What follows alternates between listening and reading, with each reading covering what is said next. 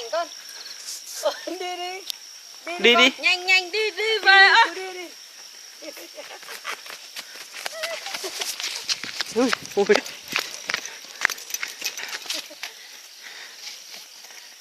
Đi vừa đi anh vừa đi vừa Thôi cho nó đi trước cũng được. Đi trước cũng được.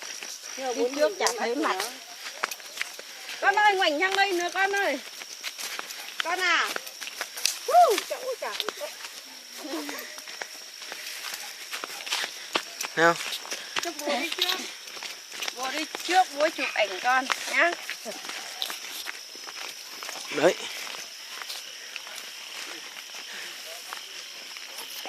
Đi.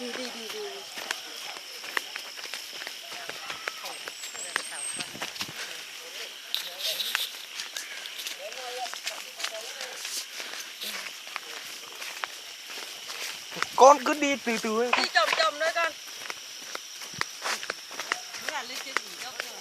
Chạy lên dốc đi anh Quyết. Nào Quyết. Đi từ từ ấy con. Đợi mẹ đã. Đợi mẹ. Thấy bố nó chạy theo ấy chứ. Bây giờ lớn thì cha nó có bắt về bắt chó không? Năm ngoái lên còn kêu điếc tai kìa.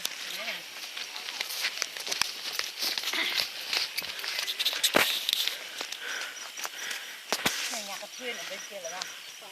Bên trên cái nhà. Biết rồi, đợi đây con được lên rồi. Nào đi con. Cái cây dừa này mà trên Vĩnh Phúc ấy, mấy cái cảnh này nó có tiền này. Dừa này dùng đấy đúng không? Sau rồi, tích đâu ạ?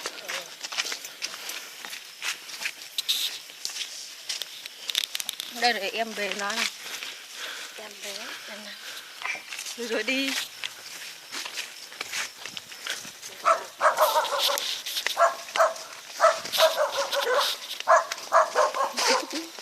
Đây có ngày về quay video để xem nhé.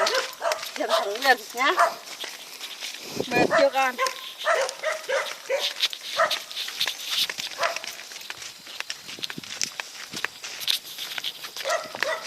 Như thế làm sao mà thấy được? Thấy chứ. Thôi xuống con nhảy đi bộ tiếp thôi.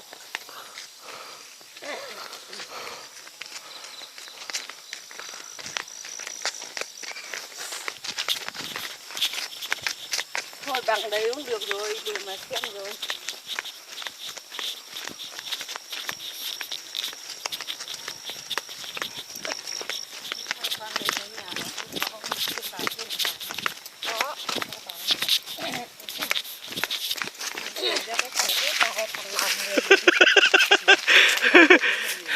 Có một thằng nữa, cho có tiền hết tiền.